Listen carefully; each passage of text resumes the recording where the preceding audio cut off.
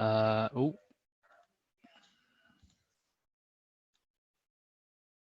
Here we go. Yeah, people should be able to see me and hear me. Hello, everyone.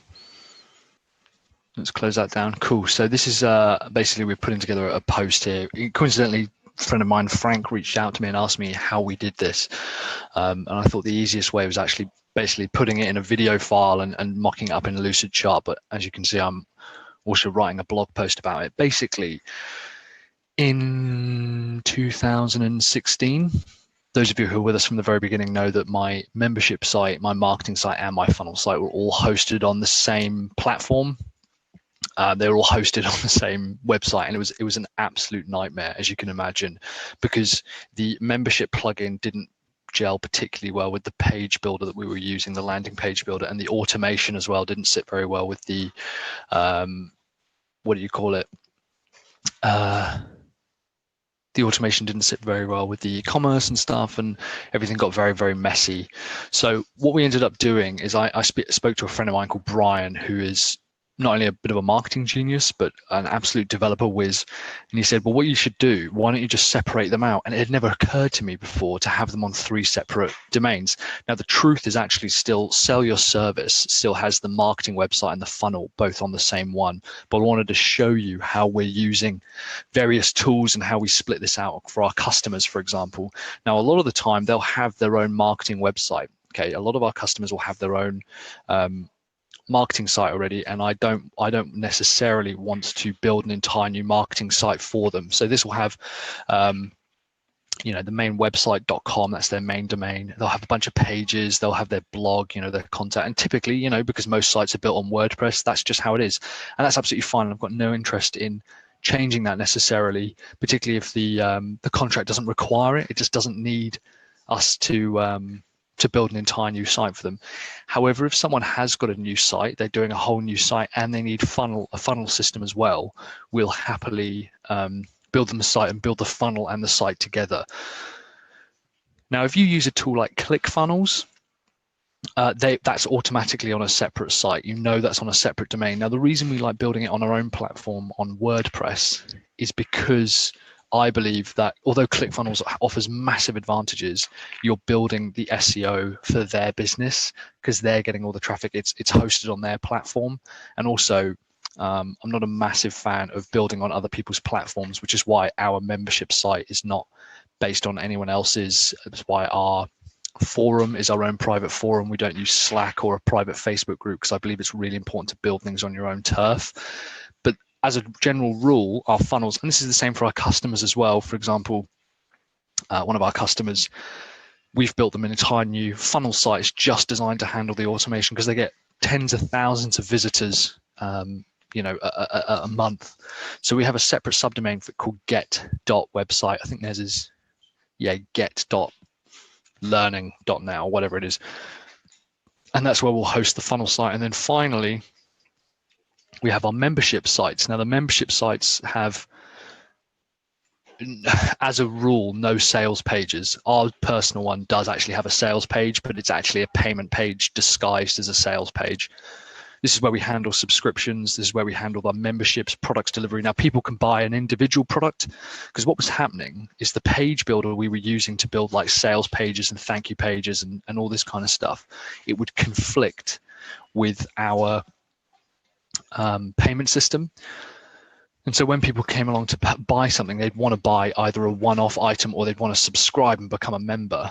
But this is where we host all of our product deliveries. But at the time, it was clashing a little bit. So let's start from the beginning here.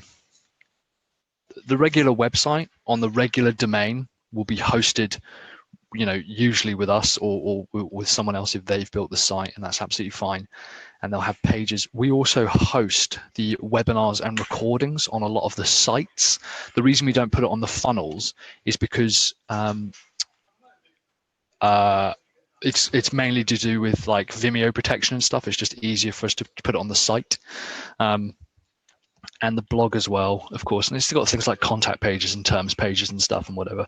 But what they'll do is we'll get them to sign up via the blog, via webinar recordings and stuff. They'll sign up onto the email list, and that'll move them forward. And the idea is anyone on the email list Sure, you know, we try and send them blog posts, but the actual end goal is to basically get them to a sales page or to the lead magnet download.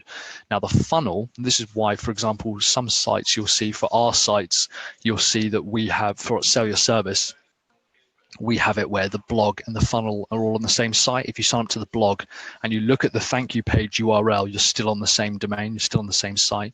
But for a lot of our customers, we don't do that, and we'll redirect them to a thank you page on the funnel, which will then it just handles the automation a little bit better.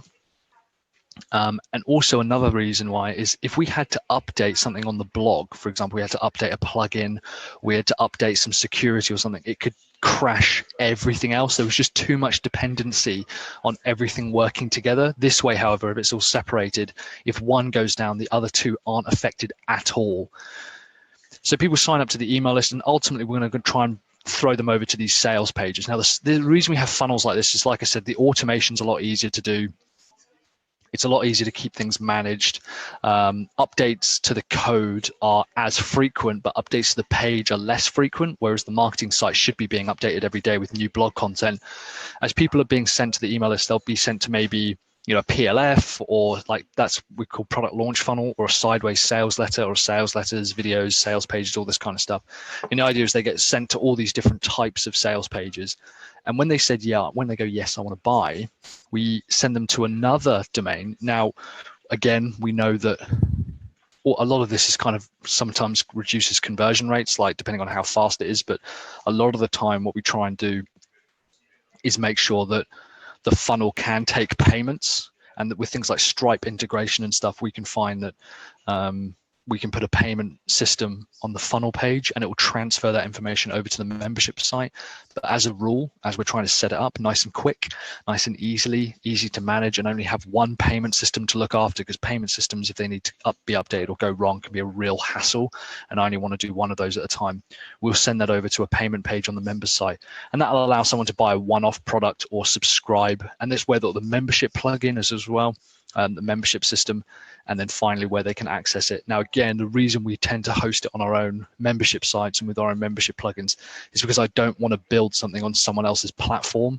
Now, that might be a conspiracy thing within me, maybe some tinfoil hat wearing, but I'm just worried that someone else is going to come and change the terms of service. I don't like the idea that another business could come along and just say, no, we're not doing it like that. I'm not saying there aren't some outstanding platforms out there, because there are, like Thinkific, Teachable, Kajabi, you know, there's some absolutely wonderful platforms out there, but this allows us to have total control over our entire system, because what we can also do is start to redirect people within these funnel systems.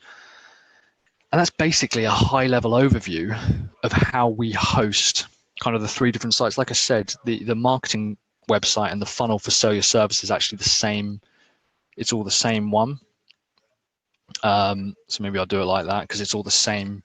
It's all on one page, and we don't have a subdomain for it. But as a rule, it's with our customers, because they might not want a completely new site. We'll separate it out like this and have it on a subdomain like get.website.com. As you can see here, the subdomain is members.website.com. It just allows everything to be nice and simple. What's also cool is it means that the marketing website can be hosted on one platform, the funnel can be hosted on another platform. For example, a lot of our guys, you know, if they're hosting their main website on wherever, you know, I've got no idea where they'd host that. We would then host our funnel on WP Engine, because it means we can do a one-click clone and deploy, because the majority of our funnels are the same, and the same with our membership site. The majority of our membership sites are the same, and our course-based websites. So that's kind of a high-level overview there of how we're doing that. Cool. All right. Thanks very much, guys. I'll see you on the next video.